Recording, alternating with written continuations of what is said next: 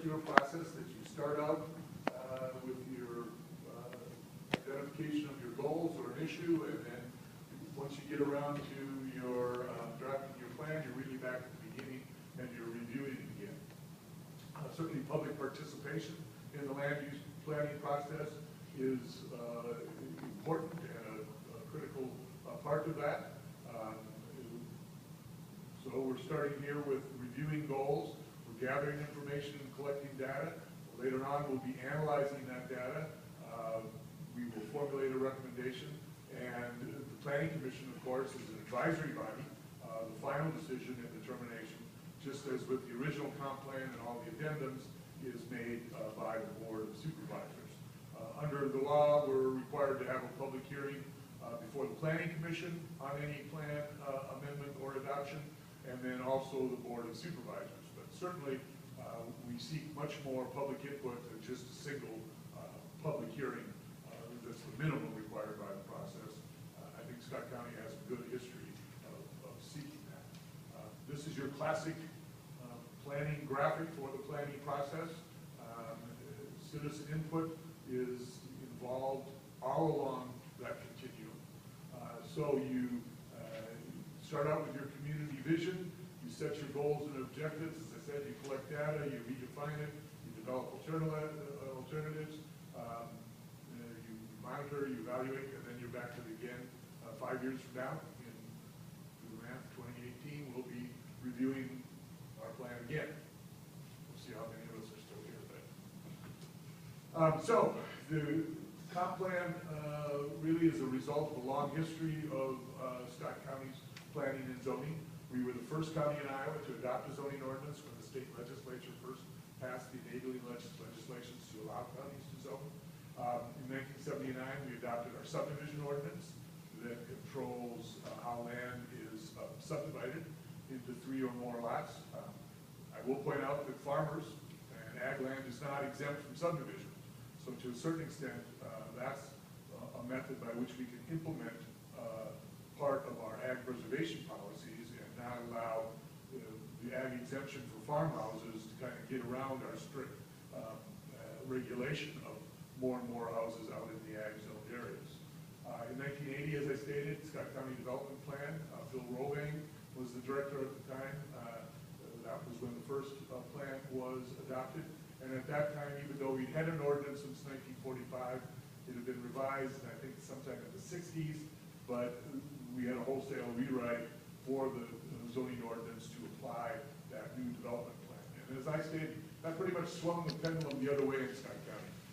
You know, up until 1980, you had this house every 300 feet, as you see on Scott Park Road or St. Anne's Road, or you picked the road in Scott County, where if a farmer was a willing seller and he had a willing buyer, he could sell 2 acres to somebody and they could come in and build a house.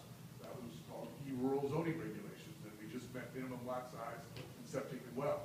Well, in 1980 and 81, we swung the pendulum the other way and we said, you cannot no longer continue to do that. We'll allow the one-time farmstead split.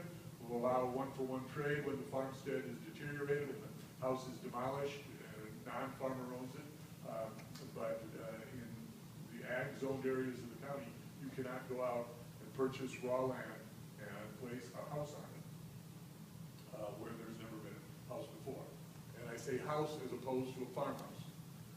Farmhouse is a completely different category, and yes, they look a lot like alike from the road, but under our regulations, there's a vast difference. We adopted the agricultural service floating zone in 1994 to address needs to provide areas for agricultural service commercial businesses without zoning the land to a general commercial light industrial designation. And that, I think, has been very successful. It has worked very well. And the board at their next meeting will be reviewing their second reading of the recent amendment to add logistics and commodities trucking to that floating zone regulations. Then in 1997, we revised the land use policies. Actually, in 95, I don't have it on here, we did another update of the profile, and we revised land use policies. And then in 98, we adopted our future land use map. In 2007, the comp plan was drafted, started in 2006, and January of 2008. It was about a 14, 15-month process. We adopted the new plan. So, this is what I feel from our initial discussion with your joint meeting with the Board of Supervisors. There was pretty much uniform agreement with. And if anybody disagrees with that, you know, kind of now is the time to speak up. But what I heard at that meeting, and this consensus was, ag preservation is and continues to be a cornerstone of our comp plan.